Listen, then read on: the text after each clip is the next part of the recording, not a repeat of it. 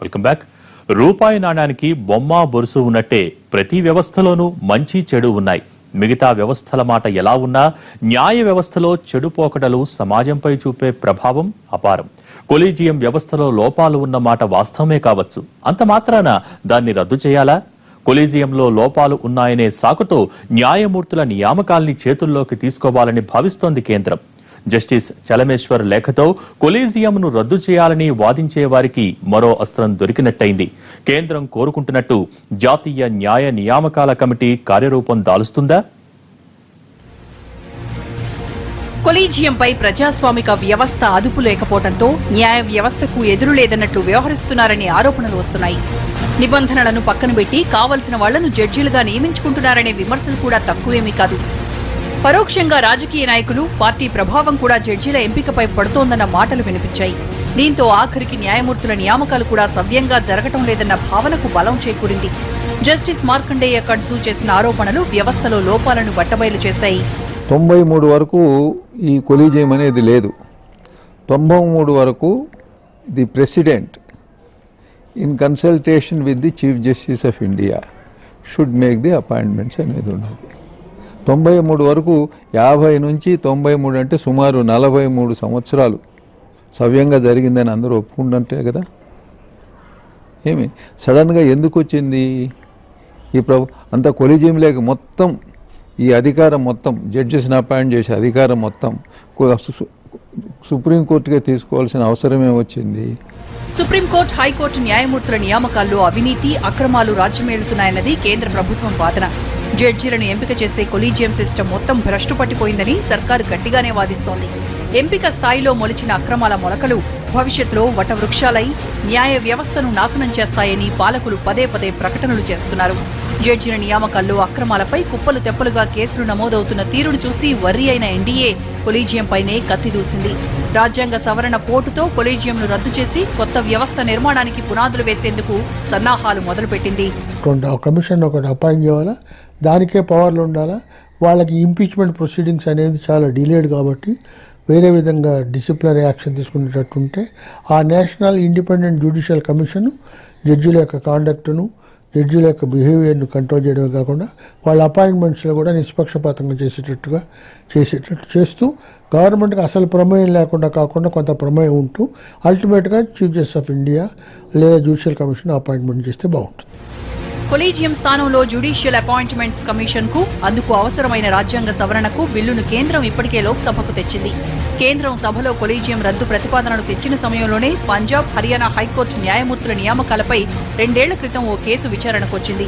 ఈ సందర్భంగా సుప్రీం ప్రధాన న్యాయమూర్తి జస్టిస్ ఆర్ఎం లోధా ఈ కేసు వేసిన పిటిషనర్లపై విరుచుకుపడ్డారు. న్యాయ వ్యవస్థ పరువు తీయడానికే కొలీజియం విఫలమైందంటూ ప్రచారం చేస్తున్నారని మండిపడ్డారు. కొలీజియం వ్యవస్థ విఫలమైతే ఆ పద్ధతిలో నియమితులైన న్యాయమూర్తులు మొత్తం న్యాయ వ్యవస్థే ఫెయిల్ అయినట్లు భావించాలని జస్టిస్ లోధా ఆగ్రహంతో ఉన్నారు. జస్టిస్ లోధా వ్యాఖ్యలు పరోక్షంగా కేంద్ర ప్రభుత్వ వైఖరిపైన విరుచుకుపడ్డట్టేనన్న మాట వినిపించింది. సుప్రీంకోర్టు జడ్జెస్కి దేశంలో న్యాయ వ్యవస్థను నడిపే హక్కు వాళ్లకుంది. అట్లాంటి దాంట్లో ప్రభుత్వం అంటే ఎవరు మనం చూడాల్సింది ఏంటంటే రాజకీయం చొరబడడం సభ్యతేనా, అవసరమా అనేది మనం ఆలోచించాలి. సో ఈ నేపథ్యంలో రాజకీయంగా న్యాయ వ్యవస్థని ప్రభావితం చేసే పరిస్థితులు ఉన్నాయని సుప్రీంకోర్టు జడ్జీలందరూ కూడా భయపడుతున్నారు. సో ఈ నేషనల్ కమిషన్ అనేది కొంచెం ఆలోచించాల్సిన విషయం ఇది. మోడీ సర్కార్ కోరుతున్న బిల్లు చట్టరూపం దాలిస్తే ఇప్పటి వరకు జడ్జీల నియామకాల్లో న్యాయ వ్యవస్థకున్న స్వతంత్రత జారిపోవడం ఖాయం. ఈ వ్యవహారమంతా ప్రభుత్వ ప్రతిపాదిత నేషనల్ జ్యుడిషియల్ అపాయింట్మెంట్స్ కమిటీ చేతుల్లోకి వెళ్లిపోతుంది. కొత్త కొలీజియంలో భారత ప్రధాన న్యాయమూర్తి, 2 సుప్రీంకోర్టు న్యాయమూర్తులు, న్యాయశాఖ మంత్రితో పాటు లోక్సభ ఎంపిక చేసిన 2 ప్రముఖ వ్యక్తులుంటారు. వీరిలో 3 వ్యక్తులు జ్యుడిషియరీతో సంబంధం లేకుండా ప్రభుత్వం ద్వారా ఎంపికైన వాళ్లే. అంటే జడ్జిల నియామకాలలో ప్రభుత్వం సగం వంతు పాత్రను తన చేతుల్లోకి తీసుకుంటోందన్నమాట. ప్రెసిడెంట్ అంటే executive in consultation with the chief justice, ఇద్దరి మధ్య కన్సల్టేషన్స్ ఉన్న తర్వాతనే అపాయింట్. ఇది కాన్స్టిట్యూషన్ పుట్టినప్పటి నుండి జరుగుతున్నది. అంతకు మునుపు కూడా అదే జరిగేది. ప్రపంచంలో ప్రతి దేశంలోనే ఇదే జరుగుతున్నది. జడ్జెస్ అపాయింట్ చేసే సిస్టమ్ ప్రపంచంలో ఇంకెక్కడ, మన దేశంలో తప్ప ఇంకెక్కడ లేదు.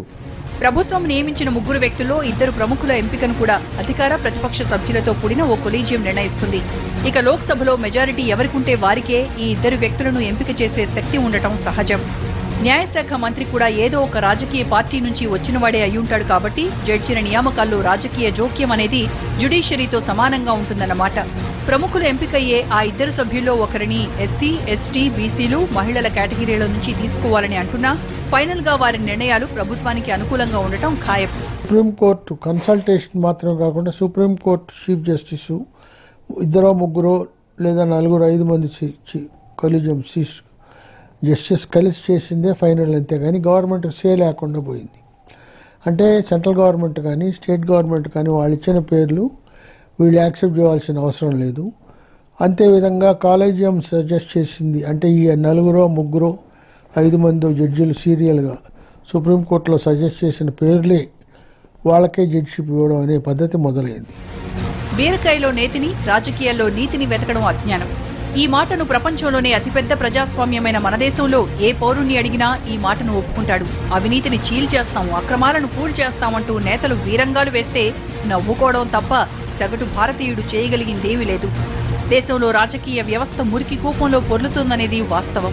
అలాంటి వ్యవస్థ అంతో ఇంతో పవిత్రంగా ఉందనుకుంటున్న న్యాయ వ్యవస్థను గంగాజలంతో కడిగేస్తామని చెబితే నమ్మేదెవరు? న్యాయమూర్తుల నియామకం రాజకీయ వ్యవహారంగా మారితే సామాన్యుడికి న్యాయం అనేది అందని పండే.